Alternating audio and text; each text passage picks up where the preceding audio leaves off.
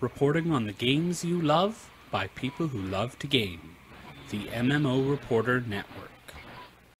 You're logging into your favorite game, grinding out some gear.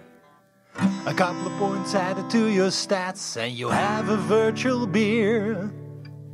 Max level is pretty cool, but I'll remind you here, my friend. These games are not about the goal, it's about the journey and not the end. You're listening to MMO Reporter, brought to you by Audible.com. Get a free audiobook download at audibletrial.com/MMO Reporter. And by Doghouse Systems. Choose your weapon with Doghouse Systems.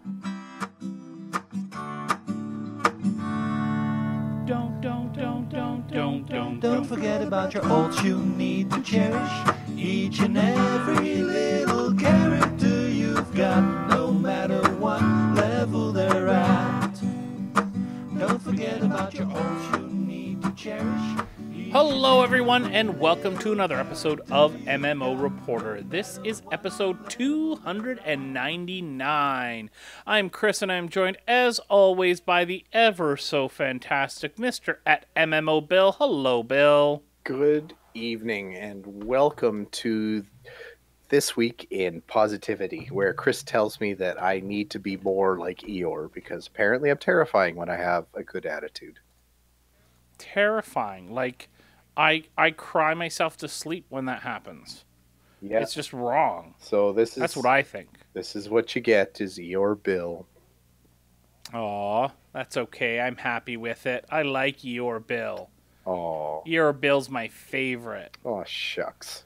What has Eeyore Bill been playing this week? Because we got to get through that stuff because we got some news There this is week. a fair bit. Yes, we're getting into that post-summer news season. But just to start off, so basically my week is about 2/3 preparation for stuff and 1/3 reaction to stuff. So started off, I played some World of Warcraft, and basically since the last time we spoke, the patch for World of Warcraft has been announced, 7.3, although everybody under the sun already knew that it was coming, so there's no surprise or anything like that. What I did find, though, was that, of course, I've been saying often lately how my World of Warcraft time is essentially a moneymaker. I'm trying to just get as much gold as I can to buy as many tokens as I can to... Right.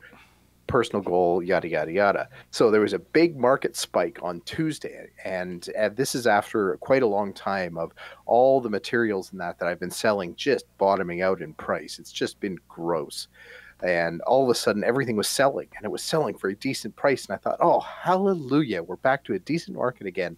And that lasted almost 2 days before everything bottomed out. And I'm sorry. And I did I'm not so go sorry. complete speculative on the market and overbuy on materials that I was hoping to flip for extra money or anything like that. No, sir, not me. You did, didn't you? I did. Oh, I'm so sorry. That's okay. I didn't do too badly. I was able to resell most of it without taking too much of a loss. Although the one thing I that's did good. do is top up on Obliterum, because I think that's what's going to actually sell with the new patch. Right. I think there's an upgrade for Obliterum that you're going to be able to buy that's going to take crafted gear up to, like, I think eye level 935 or something like that. Right. So that's going to be one of the very few old world materials that's going to carry some value into Argus. All the rest, I think, are going to probably get it's not going to be as lucrative as the new materials that we're Right. going to be seeing in Argus. But anyway, we'll talk about that when we get to that part of the show. So Right. anyway, if you're looking to make some money, now is actually, that's the other thing, not to spoil the market. I don't think MMO Reporter is going to spoil the market here, but patch day tomorrow, the first 3 days after the patch is out, even if you don't feel like playing on patch day, that's when your money is going to be made. So if you're a gatherer, if you do sell anything on the auction house and that kind of thing, the first 3 days after the patch are when everybody wants to experience everything, but they don't want to take the time to actually do it. So you can actually do quite well just even before you do the quests, before you play the story or anything like that. Spend some time, get some mats, sell them, and then maybe you've got your WoW token waiting for you on the other side. Okay. So you get it by a month of play by grinding hard for 3 days, or just buy a WoW card, whatever. Whatever works for you, Yeah. right? Anyway, Yeah. I also played some Guild Wars 2, and I've been, that's also preparatory. This is more just hype stuff though, because as we're going to talk about again, there was quite a few excellent videos put out for class descriptions and breaking down what each of the new elite specs is going to be. So I actually started playing some of the classes that I think are going to be fun come expansion release for elite specs, like the Hollowsmith, and I'm kind of getting a little bit excited about the Deadeye, although I'm almost a little bit unexcited about it. It's the thing I really liked about the last expansion with the Daredevil, which is the Thief elite spec, was that the whole class is just bouncing around. You get extra dodge. All your abilities are jumping around and moving and everything like that. It's this little just bouncy, annoying dude that's all over the place. The Deadeye is the exact opposite of that. The Deadeye basically hangs its hat by staying in one place and shooting. Right. So. I have to say, I am incredibly excited about the Hollowsmith. That's the one thing I got to do during the advanced spec weekend. I got to play that a little bit, and I may main engineer in Path of Fire. I think a lot of people, and it's actually kind of curious because the last elite spec, the Scrapper, was fairly vilified for PvE because it was most of its abilities were around PvP, like the gyros and the abilities that they had with their hammer and everything like that were very much about kind of breaking control for other people and staying in control of their own character, and it really lent itself to PvP. It was one of the very few PvP heavy elite specs. Whereas this one just seems complete flavor of the month. It's like they said, okay, we realized that we made engineers pretty niche last time. What can we do that would make them completely off the wall popular this time? Oh, I know, give them a lightsaber. Yeah. So, but yeah, I'm there. I could quite easily see myself rolling up an engineer and playing that. I'm also becoming more and more positive about the Renegade spec, the Revenant spec. But anyway, we're spoiling the show here. We'll talk about specs here shortly. And like I said, with some excellent videos to go along with that. And then finally, last week, for those of you that tuned in, Chris and I played some Lord of the Rings online. And we both played boosted up characters. I played a hunter, and Chris played a pile champion. Of something. Oh yeah, champion. That's right. I'm still a little bit champion racist. I think a champion was the very first class that I played in Lord of the Rings Online, and I hated it. It was so bad. Really? I don't know why. It just bugged me. I don't even remember the problems that I had back then. I mean, this is ancient history now. You have to appreciate, but I carry that champion vibe whenever I think about it. And anyway, so I'm glad you played the champion and I didn't. The hunter was fun. I was surprised at how much I enjoyed the hunter because I'd been really established in playing a captain for years and years and years. And had basically having other people pew pew for me instead of me doing it myself. It's actually kind of fun to pew pew yourself. Yeah. But you struggled a little bit. It was a little bit of work to get yourself set up, and me too. I mean, we both did. But overall, I mean, we had Browncoats come and play with us for a little while from the stream chat room, which was awesome. Well, for the first time ever, I got a first age weapon, a legendary. I've never had one. I've had one second age a long time ago. I think it was like Moria. Yeah. But I've never had a first age. So he made us a couple first age, which we promptly screwed up by imbuing too early. Yeah. Apparently you got to wait till level 70. Noobs. So he gratefully and graciously offered to make us some more, and we could level them. So yeah, that was pretty awesome. So. That was pretty fantastic. Yeah, so that was our time. I have been playing a bit more Lotro as well. I'm up to level, I think, 109 on my Warden, which is just one level away from being able to get into the alliances system, which starts at 110, halfway through the expansion's level cap. I am now having a much easier time in Mordor than I was before. I'm not struggling anywhere near as much, both from leveling and from gearing up. I mean, I had some gear. The starting gear that drops is about level 300 in Mordor, item level 300. I had gear that was like 192 on some pieces. And you can all laugh right now, send your hate mail, send your hate tweets, whatever you want. I did not gear up properly before Mordor, and so that was all completely my own damn fault. Yeah. I'm almost afraid. Completely and utterly. I'm really tempted to pull the old captain out and kind of dust him off, and I don't even know what my gear is going to be like on them. I'd like to think that I wouldn't have anything that's old, but I probably do. You missed a couple of expansions, right? So you're a couple of expansions back. At least I've gotten some world drops. But that being said, the itemization is pretty darn good in Mordor, in that in completing the first of the zones for it, I've replaced most of what I was super low on. So that's, I mean, and that's just from world drops. I haven't done instances or anything like that. So the fact that this expansion was able to do that so well, where obviously some others had not done so well, is fantastic, right? Yeah. So good job, Standing Stone Games. Really enjoying that. I did play some Guild Wars 2 as well. Like I talked about, I was in the advanced special, or the new specializations weekend. I went in and played a Hollowsmith for a while. That was fun. So much fun. And it was all PvP, so I was PvPing, right? It was a PvP weekend. And I actually did okay. So that tells you a little bit about how good Hollowsmith is. Probably be nerfed into the ground by the time we're done with this. But I was super impressed. I really had a good time. It was an uncomplicated spec to get going with. But I have a feeling to really push it, like all engineer specs, it's really going to take some work.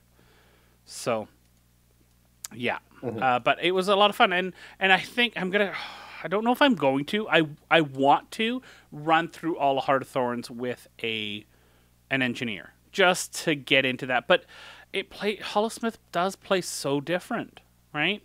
So, yeah.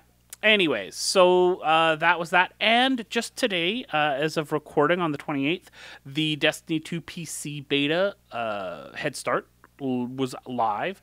So I did a little bit of that. And my sons, my kids who play Destiny, I let them play through on my computer with my big screen and all that sort of stuff. They love it when they get to do that. And they've been playing on the Xbox 360. And they've just, one of them has started playing through on the PS4 as well. So we all got a chance to run through the first cinematic. And my son had a really good observation. And he said, and he comes talks to me while I'm making dinner. He's like, Dad, so the cool thing with that, because the Destiny 2, the PvE part of it is, the mission part at least, is what's going to be the first mission in the game. So it kind of runs you through that.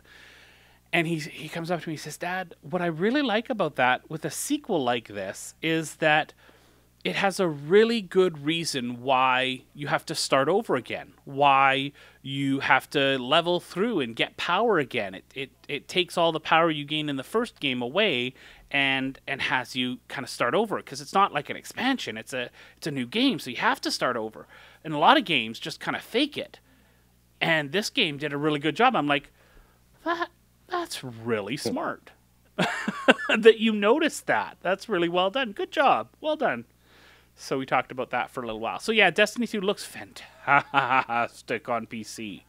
Absolutely fantastic. So looking forward, maybe doing some Wednesday night streams if you and Darren pick that up as well, because I think that'll be a lot, because there's 3-man strikes, right? So that'll be a lot of fun. All right. Cool. Yeah, let's move things along to our patrons over at patreon.com/MMO Reporter. If you want to help support what we do, help us grow, go check out patreon.com/MMO Reporter and see how you can support all the shows that we do here on the network. If you like what we do and want to see more videos, want to see more podcasts, just go to patreon.com/MMO Reporter. Take a look at the patron rewards as well as some of our goals as well, and you can check that out at, like I said, patreon.com/MMO Reporter. So let's move things along, Bill, to the news.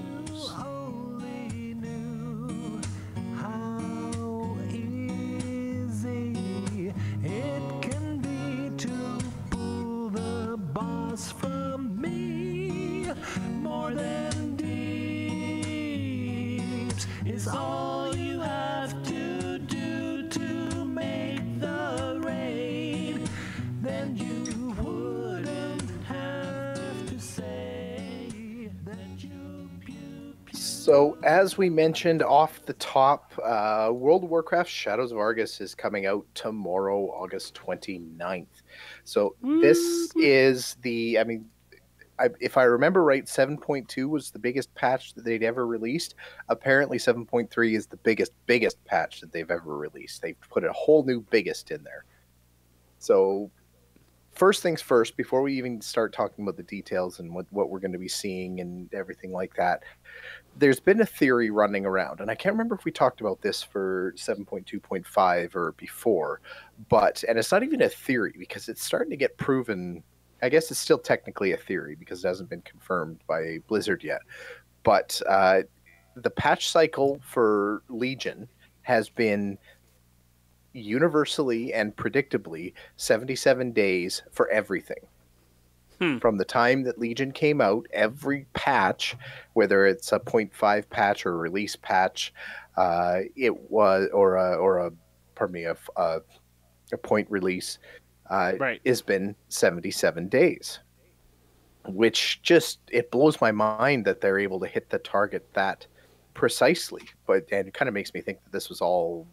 How much of this was already in the can when the expansion actually released is what it makes me kind of think. Anyway, kind of cool. I threw up a link to the Reddit post there, but there's been all kinds of other YouTube videos and that kind of thing talking about where this 77 days is coming from and how reliable it is. And it is exactly reliable. Tomorrow is 77 days after 7.25 came out, which is 77 days after 7.2 came out, et cetera, et cetera, et cetera.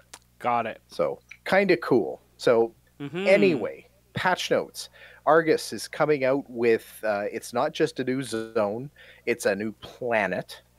And I believe that, which is, it's going to lots of new area to play with. I think is it 4 new zones? I'm trying to look here. I'm trying to remember. I believe it was 4, either 3 or 4 new zones. I can't remember. But when you think that the expansion released with 5 zones, was it even 5? Yeah, it was 5. Suramar was. Yeah. Right. Yeah, it was 4 on the outside, Suramar in the middle. Yeah. Yeah. And, so, a 0.3 release is going to come up with 3 new zones, new dungeon, new class balance, new animations. They're actually redoing a ton of different spell animations in there.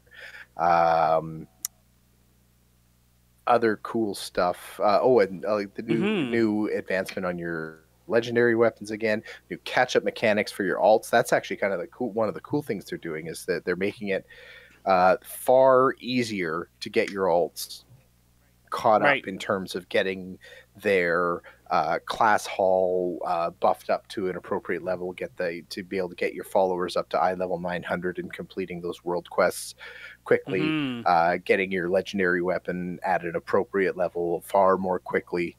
So it's with not really a significant cost attached to that either. So they've actually done quite a lot here. What's jumping out at you, Chris? What if you're thinking about patch 7.3 and what you're going to do when you get in there? What's the top of the list for you? Dungeon. always dungeons. Dungeons are my thing. Mhm. I love dungeons, and they've got a new dungeon, Seat of the Triumvirate. Once a center of Eridar power, the long-abandoned seat of the Triumvirate has been overtaken by the presence of the Void and its Shadow Guard. Within this dungeon's halls, you'll find new challenges to undertake and learn of the tragic fate of one of the Draenei's treasured Naru allies. So this is I'm kind of excited. cool, and this is clearly setting the table for the next expansion. I mean, for those of you that are getting into story and everything like that, this is a dungeon that's not about the Burning Legion and Sargeras' demons and that kind of thing.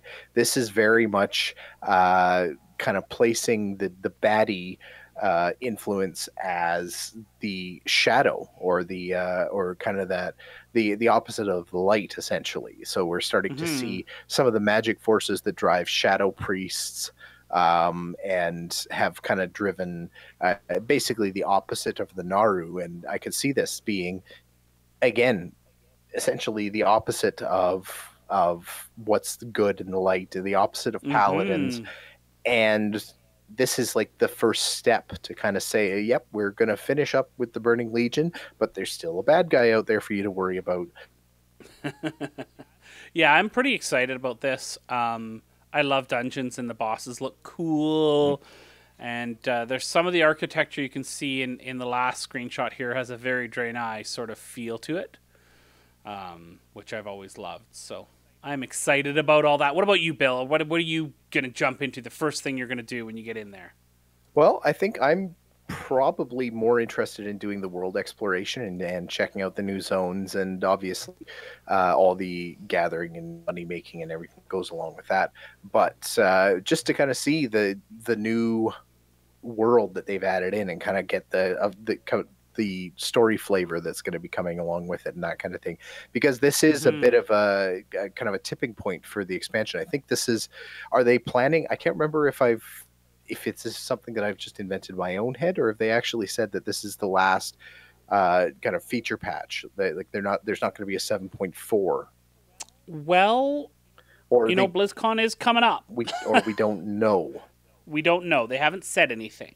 I haven't said anything. But hasn't it always been like 3 major patches? I think that's their pattern for sure. And we know that there's going to be another raid release that comes after this patch. So that's going to be kind of the finale of the Legion story and that kind of thing.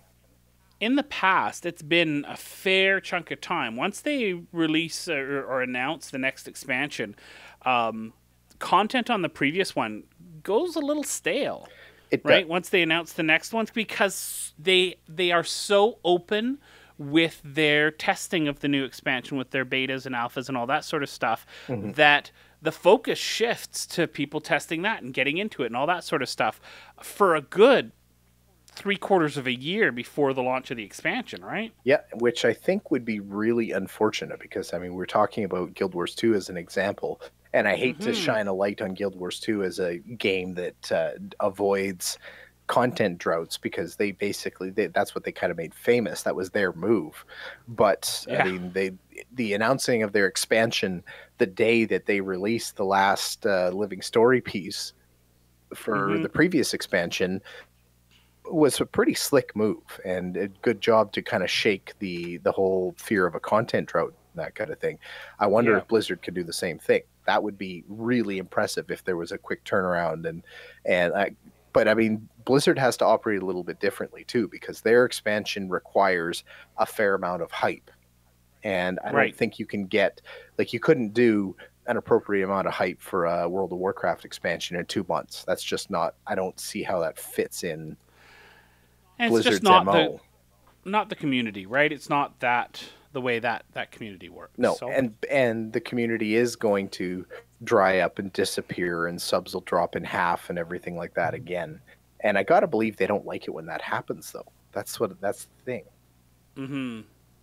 So yeah, well, I I think it'll be interesting to see. I am excited about this content, though. Yep. I'll be jumping in there for sure. Yep. All right, Happens let's in 77 days. let's. Wouldn't it be cool if they announced the expansion in 77 days? Well, let's do the math here. 77 days BlizzCon? after August 29th is just about BlizzCon, isn't it? All right, let's move things along here a little bit, and we're going to talk about a smaller game. Go from a big game to a smaller game. Here we're, for the first time on the show, talking about a game called Absolver.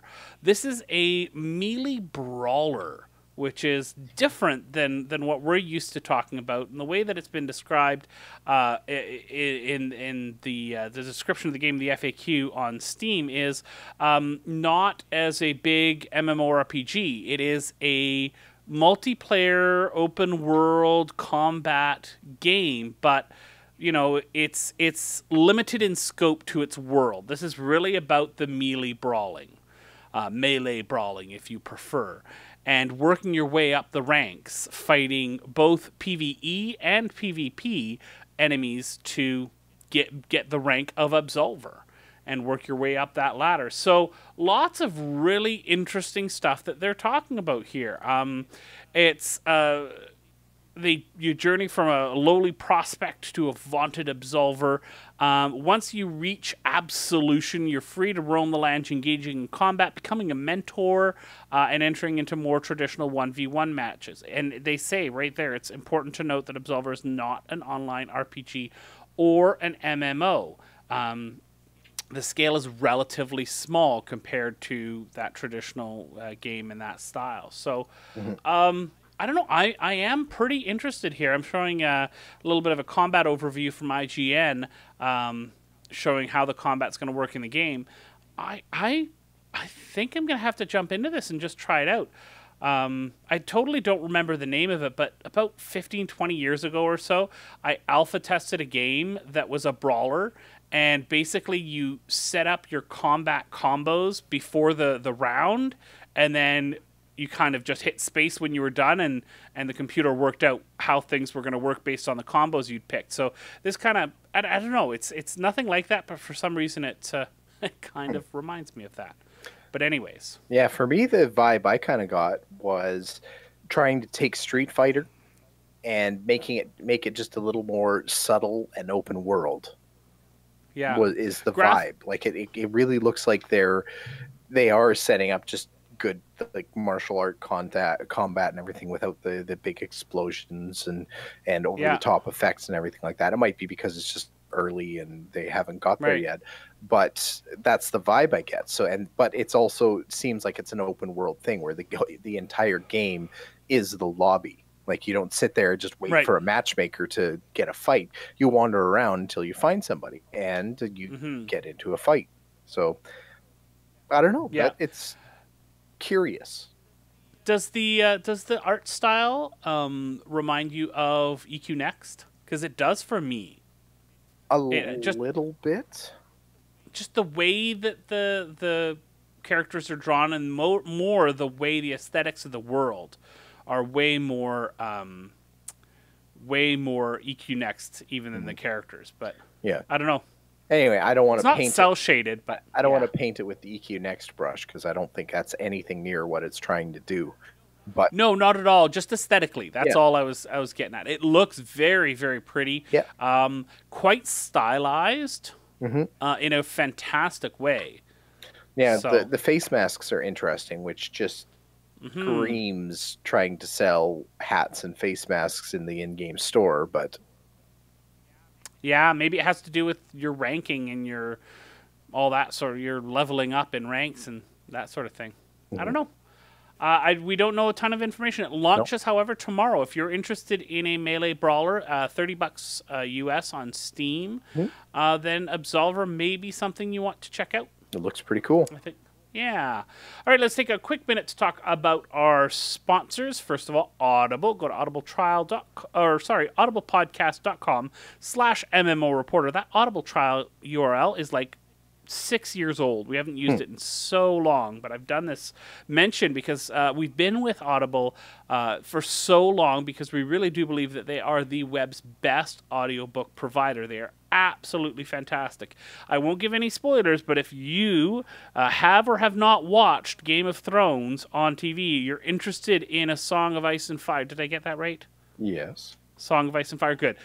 You want to listen to or read the books on your commute, Audible is the way to do it. They have them all on there with some pretty absolutely fantastic narrators as well. So if you're interested in that, then that's definitely something that you could look at. If you go to audiblepodcast.com/MMO Reporter, you will get a free month. So you sign up for it and you can get 1 credit. And here's a sample of if you want to look at A Song of Ice and Fire, Book 1. Books on Tape presents A Game of Thrones. Let's do this one. This is narrated House by of Stephen Targaryen. Miles.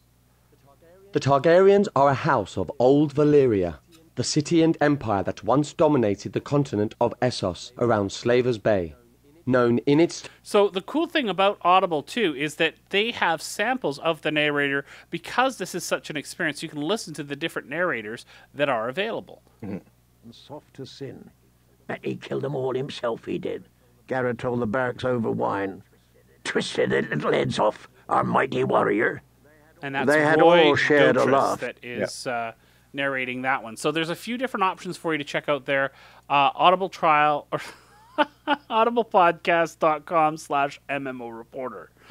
And of course, our friends over at Doghouse Systems. Go to doghousesystems.com. Use the coupon code MMO Reporter, and you can get a free SSD with your purchase. So go and check them out at doghousesystems.com.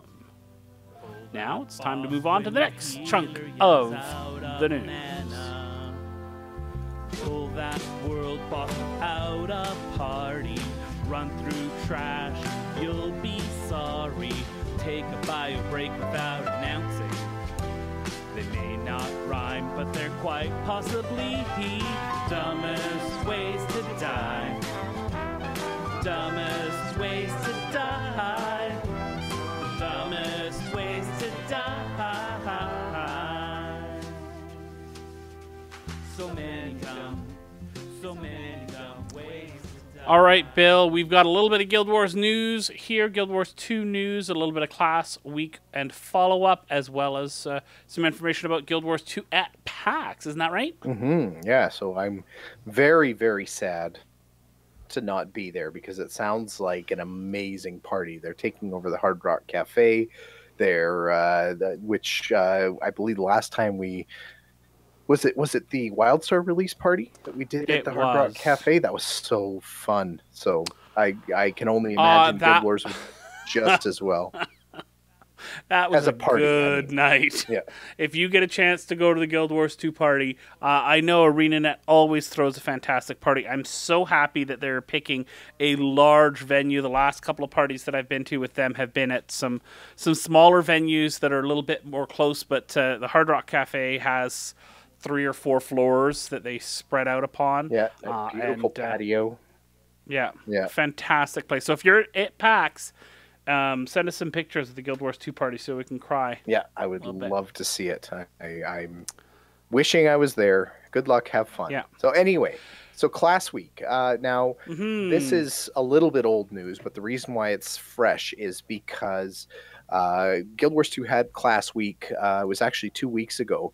But following up for that, Wooden Potatoes actually did an amazing in-depth video of every single elite spec, where he went through every single ability. He went through every single spec choice, talked about the different interactions it'll have with the existing baseline specs, because that's going to be an important part of your gear. Talked a lot about kind of gearing that you could do for the class that's going to be most effective, whether it's like a condition damage class or a power class, or if it's more utility with healing and stuff like that.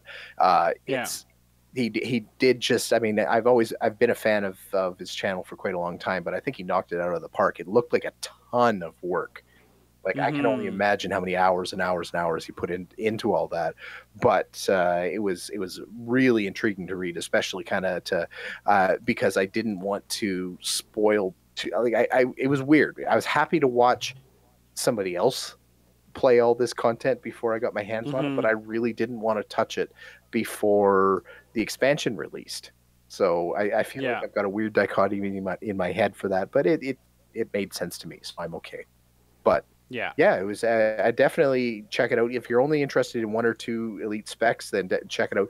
All of these videos, I don't think there was a single one that was less than 35 minutes. I think that would have been. I think 35 was like the shortest one. The Elementalist one for the Weaver was like an hour and 20 minutes or something like that. It was just crazy. But of course, there's a zillion and a half skills to go over there too. Right.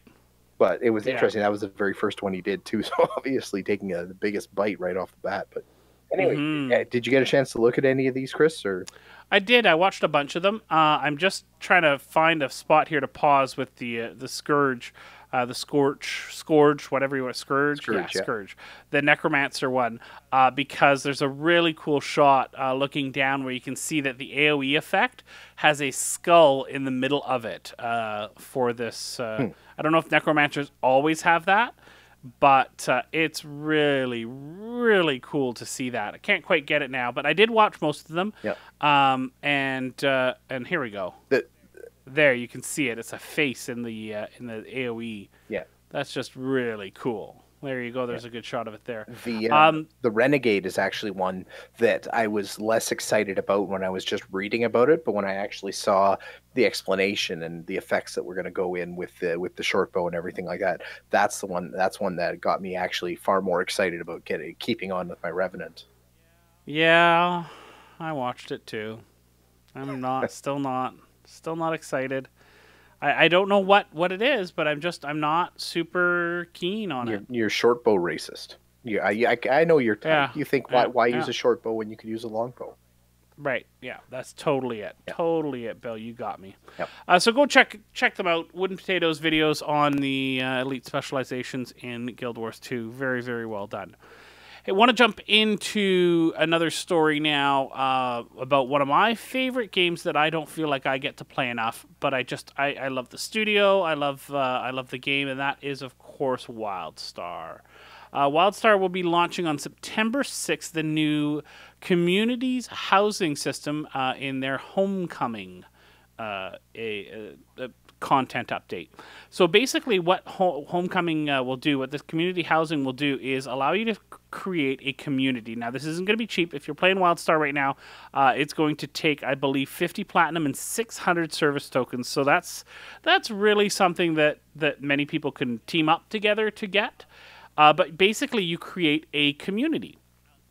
Similar to the circles. If you remember, one of the cool things about Wildstar was that you could have your guilds, but you could also have circles, which were looser social organization things where basically I belonged to a circle that was a mining circle, and I would then be able to visit the housing plots of people in my circle and mine, because I was in their circle, mine on their. You can put mining plots on your housing, so you'd be in a housing circle and you'd be able to go through everyone in the circle's mining plots and get more materials that way.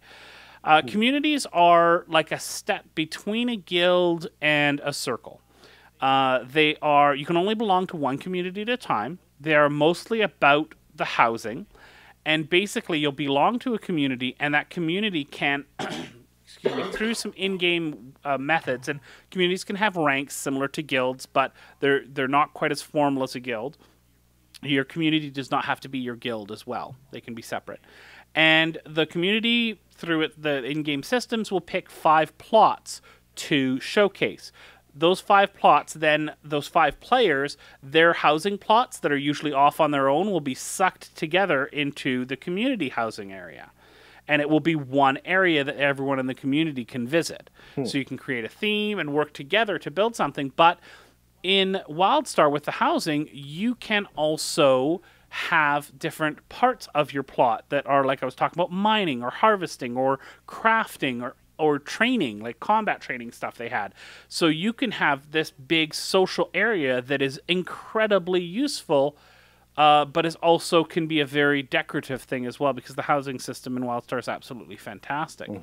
So the one thing though, if you are one of the featured 5 plots, if you are part of this, you do not have your own separate housing plot anymore. It pulls yours in. If you remember, basically housing plots are chunks of land that have hover engines on them, and they float in the air. It gets sucked into this one thing. So it's kind of cool. I think it's a really interesting and unique way to add. It could be guild housing, but it doesn't have to be, right? Yeah, well, and I think that's actually a nice flexibility that's added to it too, is that it doesn't necessarily have to be guild housing, because that is a bit of a barrier that you have to cross. And I know that there's probably going to be, especially casual people playing Wildstar, that don't want to go through all the effort of finding a guild and participating, following the rules, getting initiated, blah, blah, blah, just so they can experience community housing. So if they can just get into a community without without being part of a guild, or having a community going up being a gateway for a guild or guilds with an S. Now, a community has a maximum of 20 characters, so it's not something unlimited. And only 5, so a quarter of the people in the community can have their plots displayed. So I could see it being a recruiting tool then too.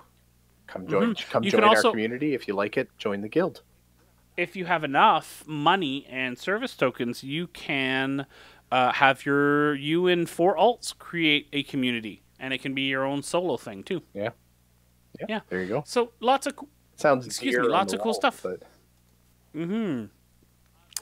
So really, really exciting for that. Good job. And Wildstar Homecoming launches on September 6th.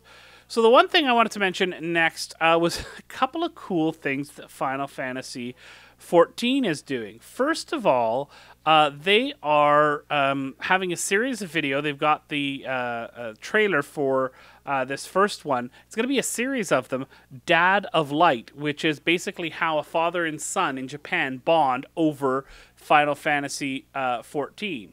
So it starts very stiff, and then they game together, and then all of a sudden they're close together, and they're friends. Yeah. It's a really cool and cute video. I look forward to seeing more. So that's kind of a cool thing to have a little, and they're short. It's a minute and 11 seconds, the trailer. It'll be interesting to see how long the show is, or the episodes are. Next, the coolest thing, I think, this is with Domino's. You get a few pizzas, some garlic bread, basically some food. Which, you looking at it, could be worth like about $50, maybe 30, 40 bucks or so. Plus, you get Final Fantasy 14, Stormblood, all the previous expansions, all for $50. That's awesome. So you order your pizza and you get Final Fantasy 14 with it. I'm in. Who wants pizza? Is it a Canadian thing too? It's Australian. Oh. Yeah, I'm sorry I made you sad. Yeah. Wah, wah, wah, wah, wah, Those Australians, they get everything better and first. Said no one ever. Yes, our Australian listeners, we know. We understand. We apologize. Congratulations. You got the good thing. Yeah. All right, I wanted to mention next, we've talked about it a few times, Ashes of Creation. I'm going to just show a little bit of a video from It's Ziz on YouTube. We'll have a link in the show notes, because it shows a little bit of a look at the combat system. This video does have some other details as well, but the biggest thing I wanted to show here was the combat system. It looks very pretty. It's not done yet. Obviously, it's still an alpha, but it looks like a good start. Some good combat animations, some good spell effects. It's interesting, and the one thing I wanted to mention, it looks like there's a little bit of a active mechanic as well when you're standing there, in that not you have to dodge around and move and get out of the way and stuff, but that there's little parts in your cast bar that you have to hit the button again, and that's where you get the most effectiveness from your attack. So that's interesting. Wildstar did a similar thing, not for combat, but for interactions with different areas of the world. So I don't know. I thought that was interesting. What do you think? Do you like that idea of having a little bit more of an active system for some spells and abilities? I could see it being interesting. That now, me personally, I don't know that I'm coordinated. We'll see. I mean, I've only seen the bar, and it does look like, it's the old Microsoft Golf mechanic where you just have to click in the right spot to get your swing to go correctly. But I could see it if you're in a combat, and especially if it's kind of a motion combat game where you have to position yourself, you have to not stand in the fire, you have to dodge, you have to have other pieces in there, but you still need to time your attack correctly in order to get the most effect out of it. I could see it being a challenge, which some people are going to enjoy and be really good at, and I'm going to flail and accidentally stab myself in the eye somehow. Yeah, probably, pretty much. It's like rolling a 1, right? Yeah, exactly. Critical 1. Critical fail. There are some other discussions in here. It's a 20-minute video. Also talks about PAX, talks about their recent Q&A and stuff. Very enthusiastic YouTuber. But a pretty good video. Great outline of the combat system, at least as he can see it so far. Bill, you found the next story. I want you to talk about this one and what you think about this. Well, this was just because I felt like we needed to throw a little bit of attention at Star Citizen because it's been a while. And they just had an event at Gamescom, which I'm sure was a big deal for anyone that believed that the game was actually going to come out and stuff like that. Sure, Harry was excited. Oh yeah, probably. I could almost hear the Dutch accent taking over and going crazy. But no, they've announced a feature called FOIP, a face over IP, which is totally original that nobody's ever done before. It's basically mapping your face into the game and having your reactions show up on your avatar in game so that you can actually communicate more effectively in a way that no other game has ever done before, and even considered doing before. Like EQ2 did a few years ago. Yes, but totally not like that at all, because this time it's like its own thing. It's more detailed, that's for sure. Yes, well, more points. Yeah, it does look a little bit more robust. You can kind of see the demo that EQ2 showed off ages ago compared to what was actually coming up with Star Citizen. You couldn't compare it. Well, you could compare it. It looks like technology from 5 years ago compared to technology that's relatively recent. So yeah, it's kind of cool. I still don't know how this fits in gameplay, though. Like, that almost feels like a level of engagement that I don't really want. Like, I don't want to be on like that. SOE mode. SOE mode, that's what it was. But, you think about that, right? What does your face look like when you're into, like, that 120th minute of raiding? You're not smiling. You're not baring your teeth and role playing your character. You're slumped over in your chair. Your mouth is a little bit open. There might be a little bit of drool coming out or something like that.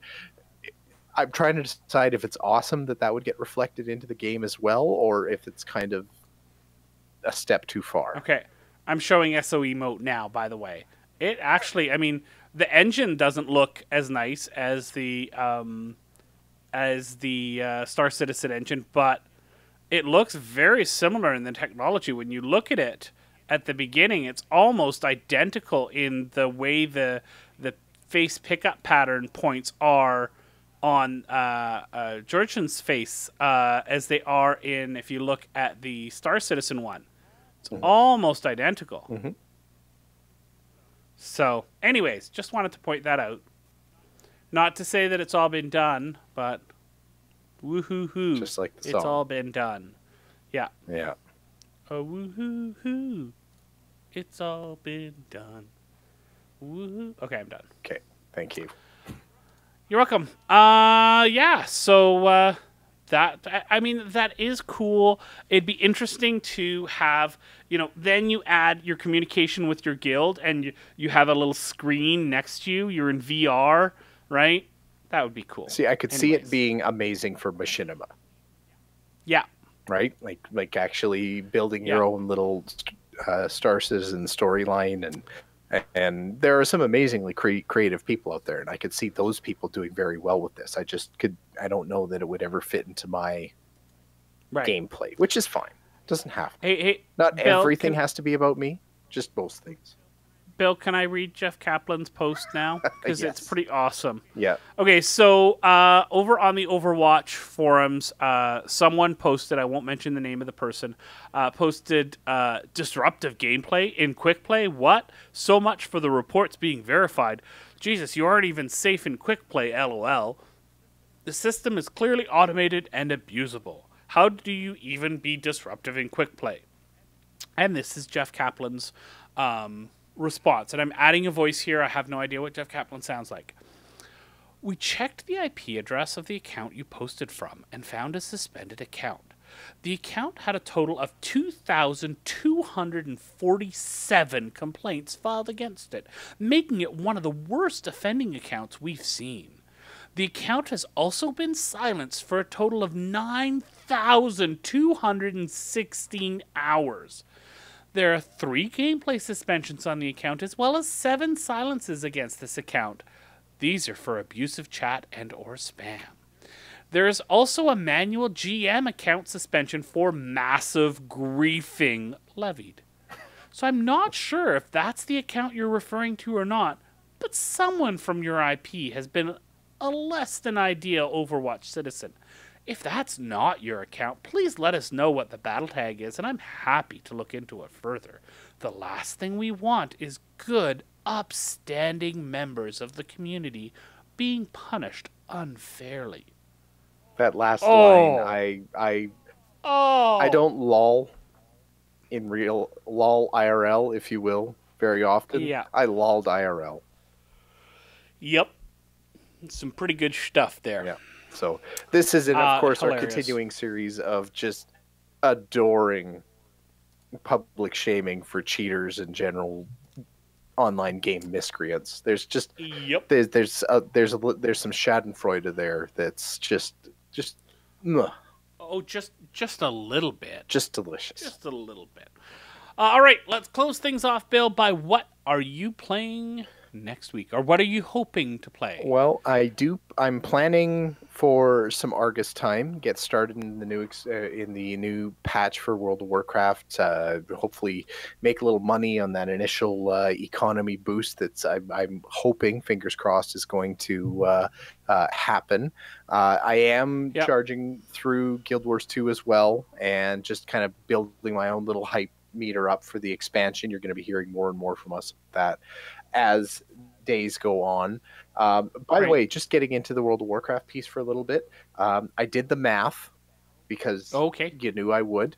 BlizzCon, November 3rd and 4th this year. Yeah. That's a Friday and a Saturday. 77 days from tomorrow, August 29th, will be November 16th. Oh, that's after. So what do you think is going to get announced at BlizzCon? Do you think do you think there's Vegas odds when the next patch would come out? Because I'd almost be willing to put money on that. Pretty much, yep. Anyway, okay.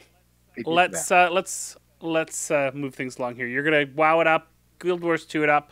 I'm gonna go in WoW 2. I'm gonna be in Lotro a bunch. I'm gonna try and get as much time into the Destiny 2 beta as I can, but unfortunately I'm gonna bleep and go to work again. Oh, pumpkin. I love my job though. I have a great job. Yeah. I have really nothing but sympathy for you. Dirty old job. Work? Making you show up after only 2 months. That's terrible. Terrible. Yeah. I deserve that 2 months, though. Gosh darn it. Sure you do. Okay. You absolutely do. All right. Before we go on to the contact info, just want to mention our episode 300 is coming up. and we want to hear from you. We don't have our plans finalized yet. We are going to take a week off and push it a little bit post-PAX and just into the school year a little bit so that it's not too crunched. But we are going to have episode 300, and we're going to record it hopefully on a weekend during the day so more of you can attend live. We want to hear from you, though. What is your favorite memory since MMO Reporter has launched? It's been, gosh, we're now at 8 years of recording the podcast.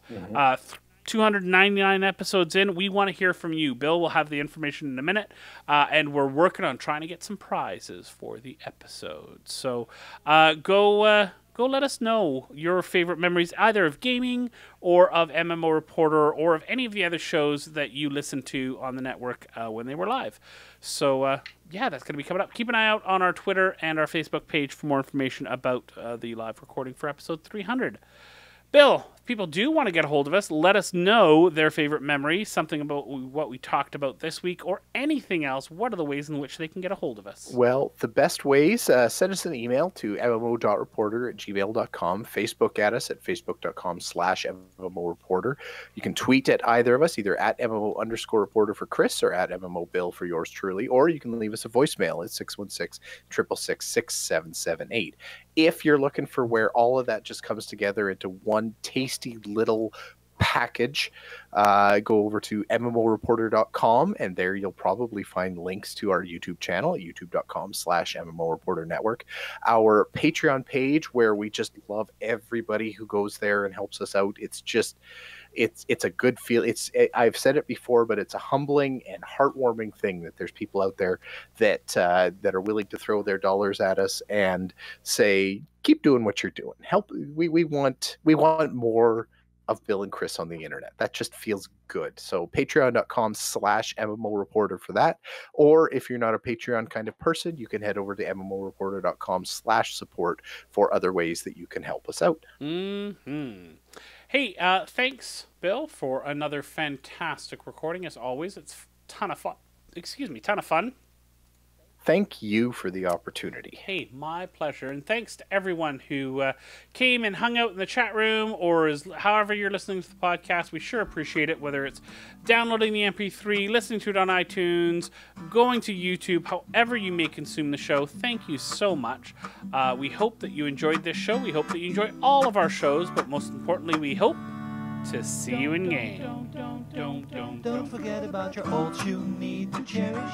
Each and every little character you've got. Thanks for watching the video, everybody. Don't forget to check out all the other podcasts at MMOReporter.com or by clicking on any of the links here. And please check out our Patreon campaign at patreon.com/MMOReporter. Thanks, everyone, and see you in game.